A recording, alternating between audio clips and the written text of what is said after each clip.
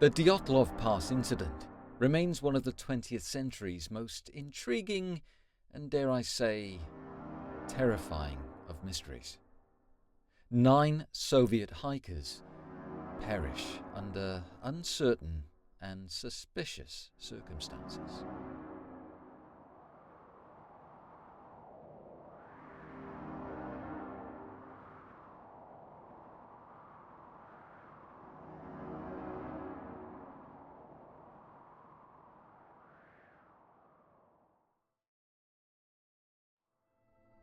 It was February 1959, deep in the Ural Mountains of Soviet Russia. A group of hikers, led by Igor Dyatlov, set out on what was meant to be a routine expedition. The group, all students and graduates from the Ural Polytechnic Institute, were no strangers to the harsh conditions of the region. They had trained extensively, preparing for a journey that would take them across the snow-covered wilderness to the summit of Otorten, a remote mountain. But as they set off that winter, little did they know that what awaited them was a mystery that would haunt the world for decades. The expedition started in a routine fashion. The hikers had planned for several weeks of trekking, with the goal of reaching their destination, setting up camp, and returning to civilization in just under 2 weeks. Everything was normal. Until it wasn't. The first sign that something had gone horribly wrong came when the group failed to send a telegram. And later, their family and friends grew concerned when no word came. With each passing day, the tension mounted. Days later, search teams were dispatched. It wasn't long before they found the hikers' abandoned tent, perched on the side of a steep snow-covered hill.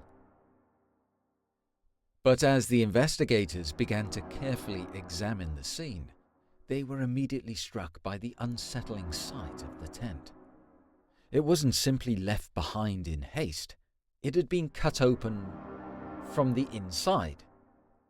The fabric was slashed open with a knife. But what could have prompted such desperate action? Inside the tent, the searchers found most of the hikers' belongings. Shoes, clothing, they were all left there.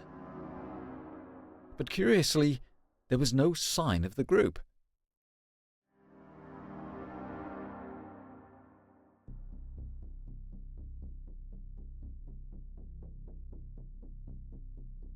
The only clues were scattered footprints, and in some cases barefoot prints, leading away from the tent into the frigid, snowy wilderness.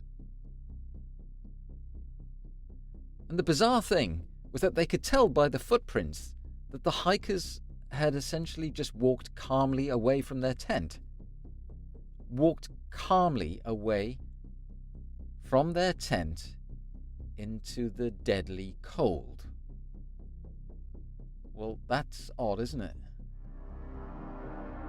The search teams followed the footprints until they discovered the first 2 bodies. It was of Yuri Doroshenko and Krivonishenko. Their bodies showed no signs of trauma, no external injuries. So why had they been so far away from camp without proper clothing and no shoes? It just didn't make sense. Not long after, more bodies were found, scattered in a strange, unorganized pattern.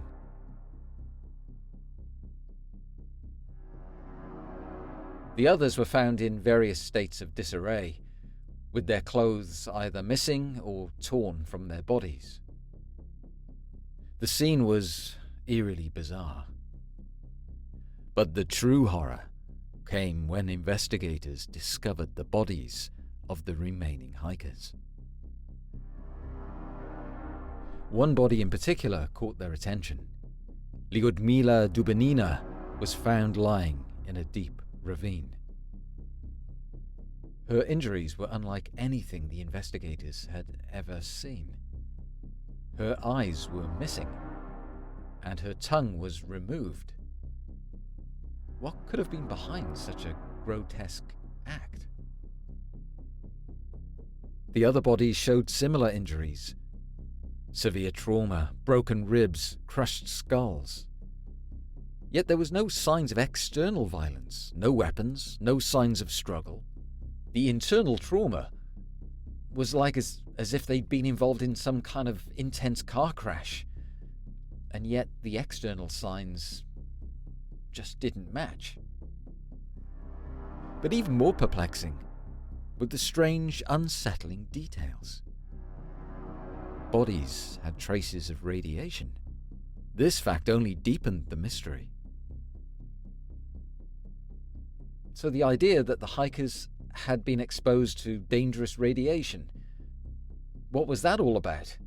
This was something beyond comprehension, and it sent chills down the spine of every investigator. The search for answers only grew more confusing. The Soviet authorities were quick to step in, but they were reluctant to answer questions.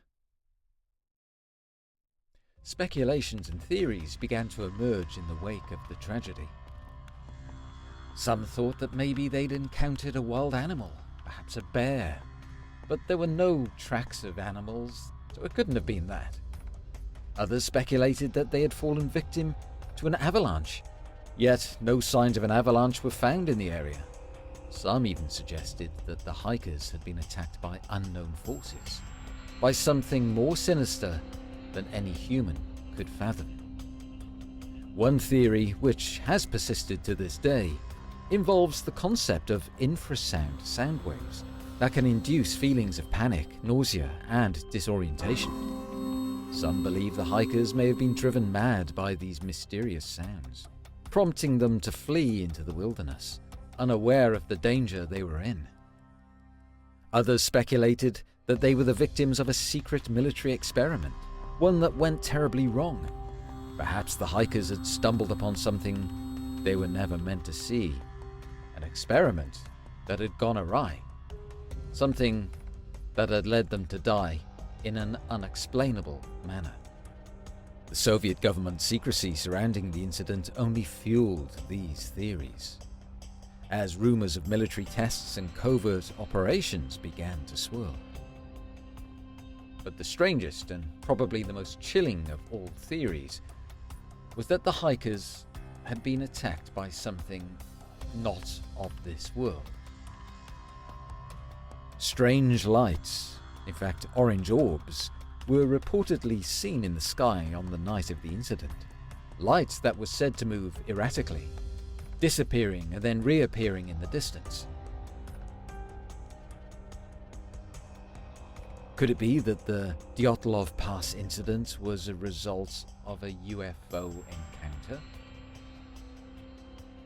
The official investigation closed in May 1959, with the conclusion that the cause of death was exposure to the elements. But this was never fully accepted by the families of the victims. And then in 2019, the Office of the Prosecutor General in the Urals Federal District decided to reopen the investigation, hoping to dispel the wildest of theories that still haunted the common narrative. But this theory didn't really go down too well with everyone.